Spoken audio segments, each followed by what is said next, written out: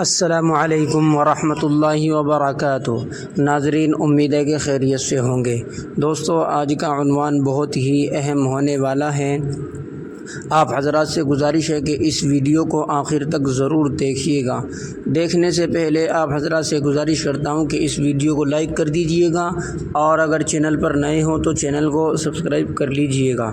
چلیے دوستو، میں آج آپ حضرات کی خدمت میں بہت ہی اہم عنوان لے کر حاضر ہو رہا ہوں۔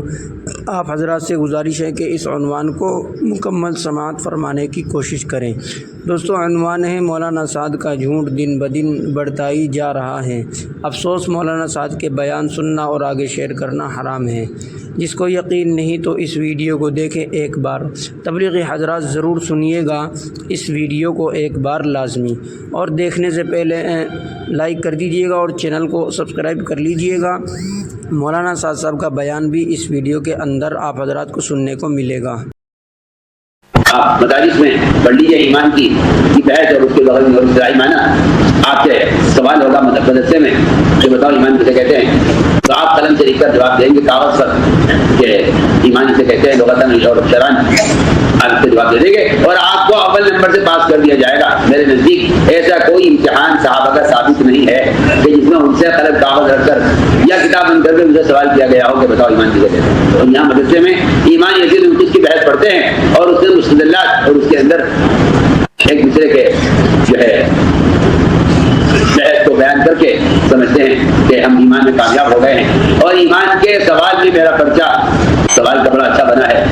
حالانکہ اس کو صاف لکھا ہے علماء نے کہ اس سے ایمان سے کوئی تعلق نہیں ہے۔ صاحب الفاظ کی بحث کو علم سمجھنا، الفاظ کی بحث کو اور الفاظ کے بیان کرنے کو ایمان سمجھنا، اس سے ایمان کا کوئی تعلق نہیں۔ اس سے ایمان کا مجھے کوئی ثابت کر دے۔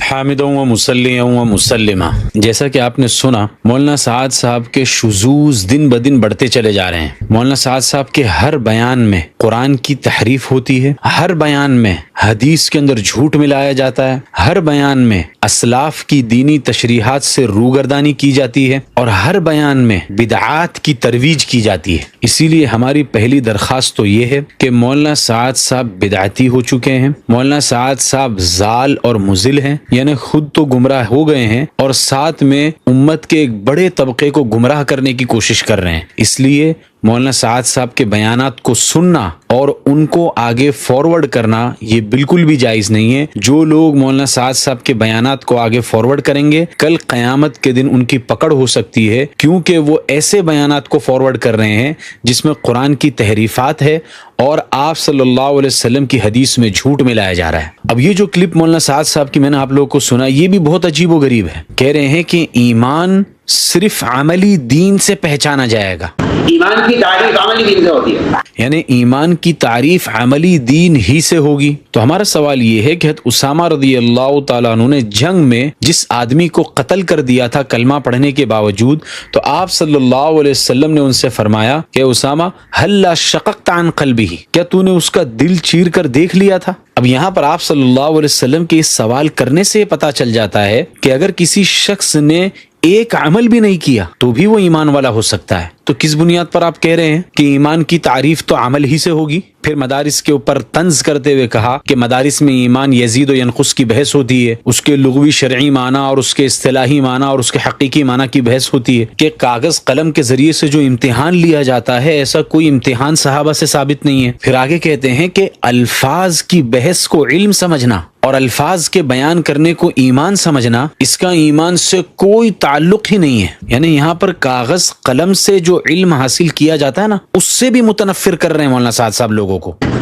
مدارس میں تقریری تحلیل ایمان کا، میں تو بے تکلف آپ کو کہہ رہا ہوں، مدارس میں تقریری تحلیل ایمان کا کوئی تعلق صحابہ کرام کے زمانے کے امتحان سے، اور قرآن کی آیات اور احادیث بتا رہی ہیں کہ کہیں ثابت نہیں ہے کہ تقریری تحلیل امتحان کہیں ہوا، صحیح ثابت ہے۔ ایمان کا تقریری جواب دے کر سمجھتے ہیں کہ ہم نے صحیح جواب دیا ہے تو یہ ہمارا ایمان ہے۔ حالانکہ ایمان کا تحریر سے، تقریر سے، الفاظ سے، بیان سے ایمان کا کوئی قطعاً جھوٹا بھی کوئی رشتہ نہیں ہے، کوئی تعلق نہیں۔ ہمیں اور آپ کو پہلے یہ لگتا تھا کہ مولانا سعد صاحب کو جو اصل جو تکلیف ہے وہ یہ ہے کہ ہم جدید جو آلات ہیں، موبائل ہے، ٹیبز ہیں اور کمپیوٹر ہے، لیپ ٹاپ ہے، ان کے ذریعے سے علم حاصل کر رہے ہیں، تو شاید مولانا سعد صاحب کو ان جدید آلات میں علوم کے آنے کی وجہ سے تکلیف ہو رہی ہے۔ چنانچہ اپنے کئی بیانات کے اندر مولانا سعد صاحب اس طرح کہتے بھی ہیں کہ اسی میں علم، اسی میں فلم، اسی میں عریاں، اسی میں قرآن۔ یعنی پہلے ایسا لگ رہا تھا کہ شاید تکلیف ان جدید آلات میں علوم کو لانے سے ہے، لیکن اس بیان میں تو صاف صاف جو روایتی طریقے سے علم حاصل کیا جاتا ہے قلم اور کاغذ کے ذریعے سے، اس کے اوپر بھی مولانا سعد صاحب نکیر کر رہے ہیں اور لوگوں کو اس سے متنفر کر رہے ہیں۔ اس سے کیا پتا چلا کہ مولانا سعد صاحب کو جدید آلات سے تکلیف نہیں، نفس علم سے تکلیف ہے۔ وہ علم چاہے آپ کے موبائل کی اسکرین پر ہو، آپ کے ٹیب کی اسکرین پر ہو، یا آپ روایتی طریقے سے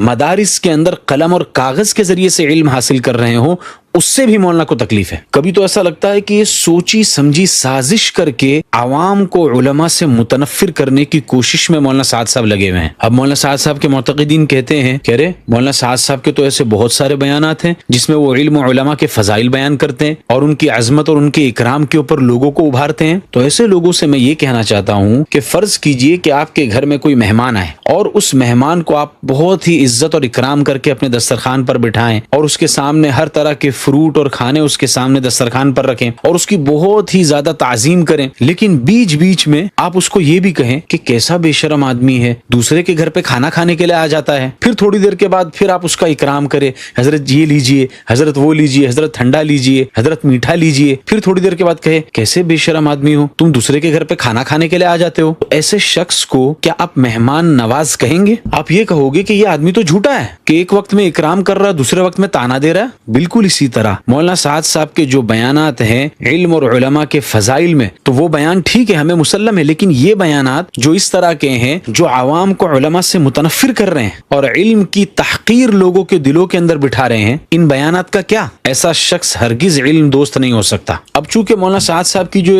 3 منٹ 5 سیکنڈ کی کلپ ہے، اس میں مولانا نے علم اور عمل کا تقابل کیا ہے۔ ایک طرف مدارس والوں کا علمی مشغلہ دکھایا کہ مدارس کے اندر تم جو علمی مشغلے کے اندر لگے ہوئے ہو، اس کی کوئی حیثیت نہیں ہے، اس کا ایمان سے کوئی تعلق نہیں ہے۔ دوسری طرف مولانا سعد صاحب نے صحابہ کے عمل کو پیش کیا کہ صحابہ کے ایمان کا امتحان تو عمل سے ہوتا تھا اور ایمان کے اندر عمل اصل ہے۔ کہ صحابہ سے ایمان کے بارے میں سوال کیا گیا ہو اور صحابہ نے کئی لغتاً شرعاً اصطلاحی معنی کہیں بیان کیا ہو، صحابہ نے ایمان کے کئی ثابت کیے۔ آپ صلی اللہ علیہ وسلم کے یہاں صحابہ کو ایمان عمل کے ذریعے سکھلایا جاتا تھا۔ عجیب بات ہے، ایمان عملی طور پر سکھلایا جاتا تھا اور پھر اس ایمان کا عملی امتحان ہوتا تھا، نہ تقریری امتحان ہوتا تھا، نہ تجربی ہوتا تھا، کچھ نہیں۔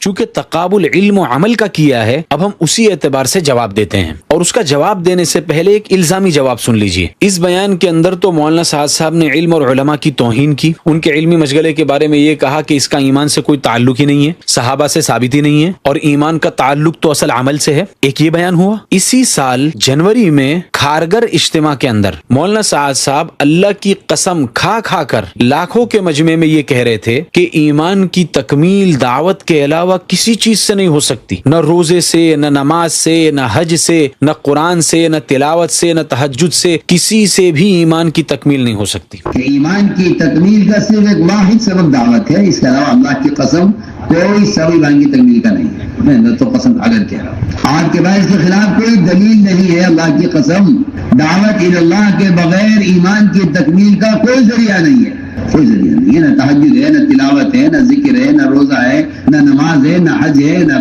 کچھ نہیں ہے۔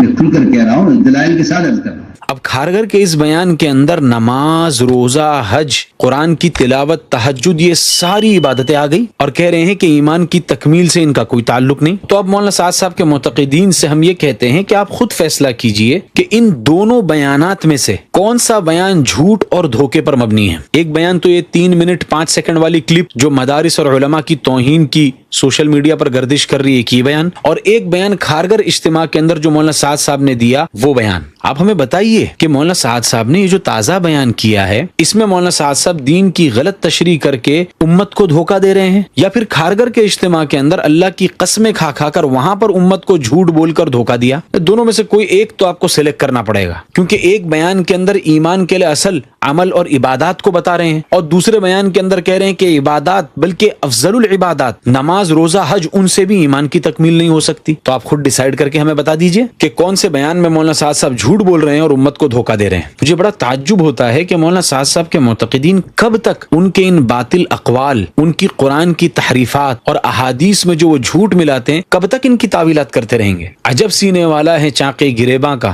جو یہ سیا تو وہ ادھڑا اور وہ سیا تو یہ ادھڑا۔ یہ تو تھا الزامی جواب۔ اب آئیے تحقیقی جواب کی طرف۔ چونکہ مولانا نے علم و عمل کا تقابل کیا ہے تو اسی اعتبار سے جواب سنیے۔ قاسم العلوم والخیرات حضرت مولانا قاسم صاحب نانوتوی رحمۃ اللہ علیہ تحذیر الناس من انکار اثر ابن عباس میں لکھتے ہیں کہ ذوی العقول یعنی انسانوں کے کمالات دو ہی چیزوں میں منحصر ہیں، یا تو وہ کمال علمی ہوگا یا تو وہ کمال عملی ہوگا، اور انہی دو وجہ سے تعریف بھی ہوتی ہے۔ چنانچہ اللہ تعالیٰ نے قرآن میں 4 گروہ کا تذکرہ کیا جس پر اللہ تعالیٰ نے انعام کیا، منعم علیہم، نبیین، صدیقین، شہداء اور صالحین۔ نبیین اور صدیقین ان دونوں کا کمال کمال علمی ہے، اور شہداء اور صالحین ان دونوں کا کمال کمال عملی ہے۔ مولانا قاسم صاحب نانوتوی لکھتے ہیں کہ نبی منبع العلم اور فاعل ہوتا ہے، اور صدیق مجمع العلم اور قابل ہوتا ہے۔ اسی طرح شہید منبع العمل اور فاعل ہوتا ہے، اور صالح یہ مجمع العمل اور قابل ہوتا ہے۔ پھر اس دعوے کی دلیل مولانا قاسم صاحب نانوتوی یہ دیتے ہیں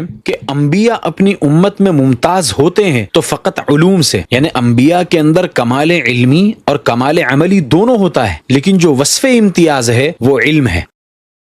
تو دوستو آپ حضرات نے سنا اس ویڈیو کے اندر مفتی ارشد نے کیا کہا اور مولانا سعد صاحب کے متعلق، اور مولانا سعد صاحب کا جو کلپ میں نے آپ حضرات کی خدمت میں شروع میں پیش کیا، امید ہے کہ آپ کی بات سمجھ میں آ گئی ہوگی۔